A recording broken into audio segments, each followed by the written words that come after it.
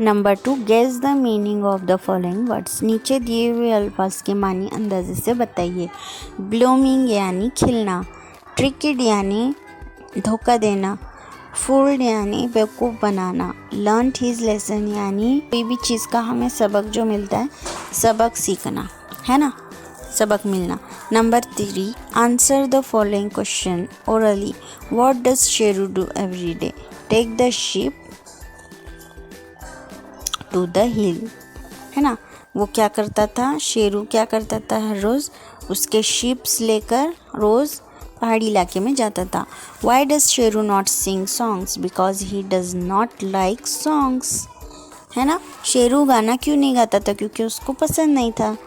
Y does Sheru not play the flute? उसको music बजाना क्यों नहीं पसंद था, बांसुरी बजाना? क्योंकि because he does not like music, उसको म्यूज़िक भी पसंद नहीं था। Why does Sheru not read a book? फिर उसको बुक पढ़ना क्यों नहीं पसंद था? Because he does not like reading, उसको पढ़ना भी पसंद नहीं था, है ना। What did Sheru want? Sheru want to do fun, है ना। Sheru want to do fun, वो क्या चाहता था शेरू?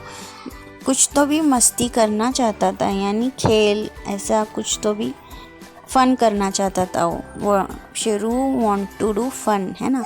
व्हाट डिड शेरू से एट द एंड?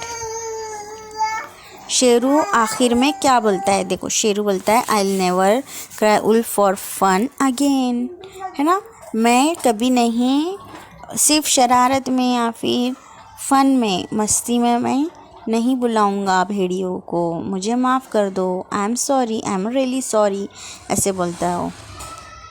ऐसे करके इस कहानी से हमें ये सबक मिलता है कि कभी भी हम दूसरों को बेवकूफ़ नहीं बनाना चाहिए, कभी भी हमें दूसरों को उल्लू नहीं बनाना चाहिए, सिर्फ हमारे मज़े के लिए या फिर हम बोर हो रहे हैं इसके लिए। क्योंकि जब ये जो चारों थे, इन्होंने उसको शेरू को समझाया था कि तुम ऐसे बेवकूफ़ी की हरकत मत करो, फिर भी उसने दोबारा से बुलाया लोगों को, वो आदमी लोगों को, और जब उसके साथ सच में हादसा हुआ तो उसकी मदद करने के लिए कोई नहीं आया, क्योंकि उसने सबको धोखा दिया था पहले 2 बार, है ना बच्चों।